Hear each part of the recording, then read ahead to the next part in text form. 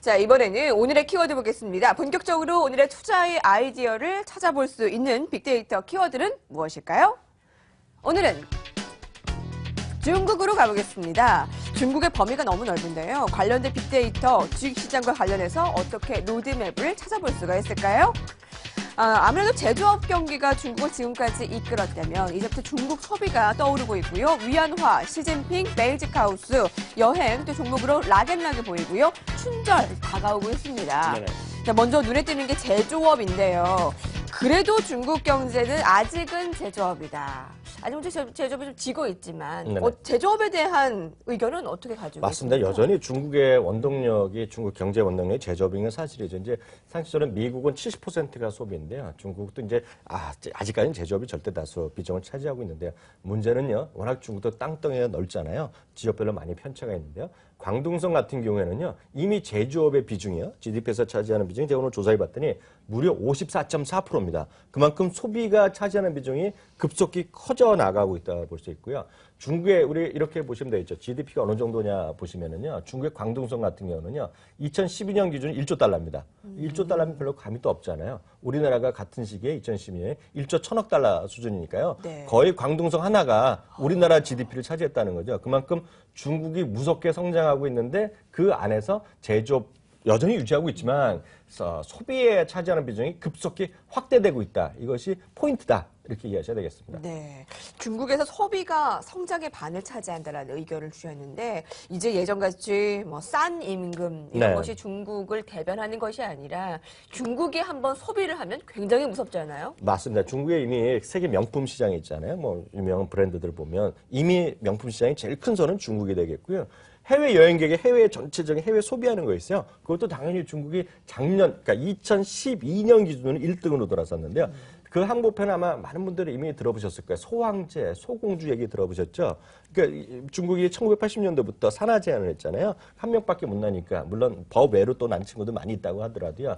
혼자 키우다 보니까 부모들이 열심히 벌어갖고 혼자 탁 해주겠다는 거예요. 그러니까 이 친구들이 지금 80년대, 90년대생의 남자가 소황제, 여자가 소공주 얘기를 많이 하는데 공주 왕자가 지켰다라는 그렇죠. 거냐? 정말 네. 그리고 돈도 많이 있고요. 엄마 아빠들이 열심히 해서 돈을 벌었으니까 이 사람들이 적극적으로 소비를 하는 거예요. 그래서 지금 소황제 시대가 지금 중국의 소비 경제를 이끌고 있다라고 이해하셔야 될 것 같습니다. 앞서 얘기한 대로 과거 90년대, 2000년대 초반 하더라도요.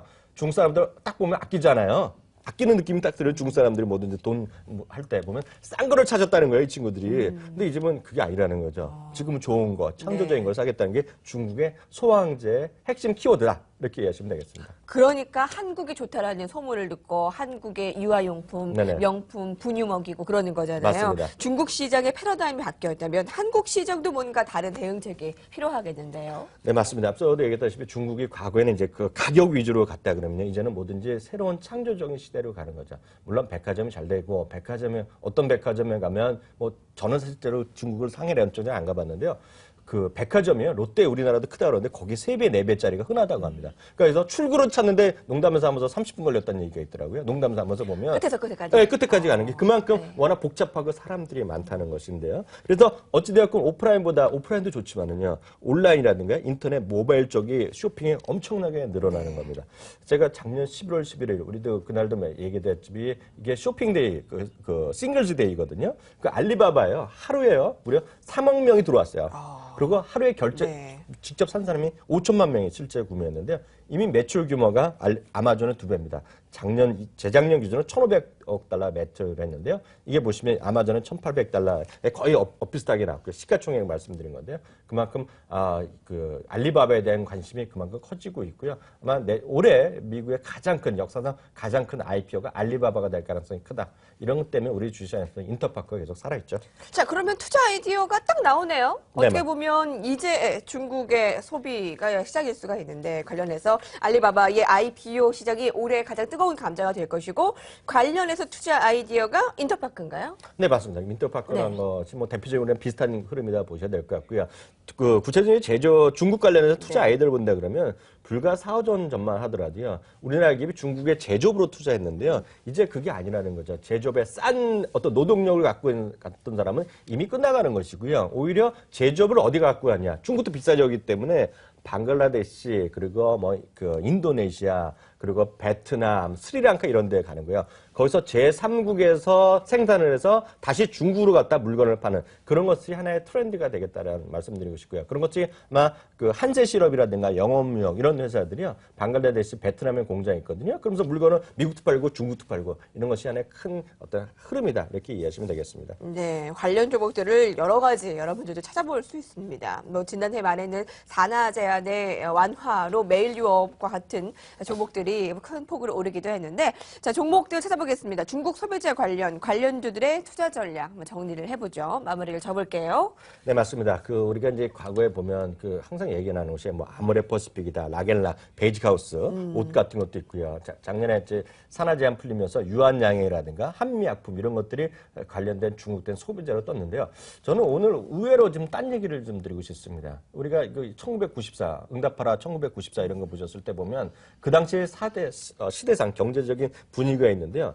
아마 1994년에 딱 그 모습이 전체적인 상황이 약간 다르다 하더라도요. 전반적인 1인당 GDP라든가요. 경제 규모는 딱 중국이랑 비슷합니다. 그래서 1994년, 우리나라 94년 지금 중국이다. 예를 들어서 1인당 GDP가요. 우리나라 그 당시에 $10,000는 넘느냐 안 넘느냐 그랬거든요. 네. 지금 중국이 딱 넘느냐 안 넘느냐 이런 분위기로 보셔야 되겠죠. 가장 큰 것이 중국이 1인당 GDP가 $10,000 넘는 순간에 일본도 그랬고요. 우리나라도 그랬고 과거 미국도 그렇고 해외여행 객이 보통 5배가 늘어납니다. 5년 사이에. 그만큼 폭주하는 중국 여행객을 우리 시청자들 꼭 이해하셔야 될 것 같고요. 또 하나 이제 자동차를 말씀드리고 싶은데요. 자동차는 이제 대중화가 시대가 들어가는 것이 인구 1000명당 100대입니다. 네. 이게 2집이나 3집 정도 하나의 자동차가 있는 것인데 그게 우리나라 1990년대 초반이었거든요. 네. 지금 중국이 딱 몇 대냐면 1000명당 90대 정도 납니다. 근데 100대가 넘어가면 매년 20에서 25%까지 자동차가 고속 성장을 하게 되죠. 급속도로 팔리나요? 왜냐하면 이렇잖아요. 네. 예전에 10집 중에 한두 집 있을 때는 야 우리도 자동차 없이 살지만 야, 이게 옆집도 사고 저 옆집도 사면 자동차를 사고 싶은 거거든요. 사야죠. 예, 그게 바로 자동차 대중화 시대인데 그게 바로 중국이 이제 조만간 들어간다는 것인데요. 그렇기 네. 때문에 이미 중국은 2천만 대십니다. 연간 2천만 대가 팔리면서 사상 최대 규모인데요. 이게 2020년에 되면 적게는 3,500만 대, 많게는 4천만 대 보기 때문에요. 장기적으로 봤을 때 제가 봤을 때는 전 세계 어느 자동차와 마찬가지인데요. 자동차 주식을 사는 것이 맞다라는 생각 갖고 있습니다. 우리나라 1994년대를 생각해보면 그때가 지금 현 중국이다라는 힌트를 얻어보면 앞으로의 전망을 좀 쉽게 볼 수가 있습니다. 자동차 시장 등등에 대한 전략 한번 세워보시는 거 어떨까요? 자, 지금까지 빅데이터 분석을 통해 중국 경제의 변화와 트렌드에 대한 종목 공략법 함께했습니다. 이학용 위원님과 함께 자세히 이야기 나눠봤습니다. 고맙습니다. 감사합니다.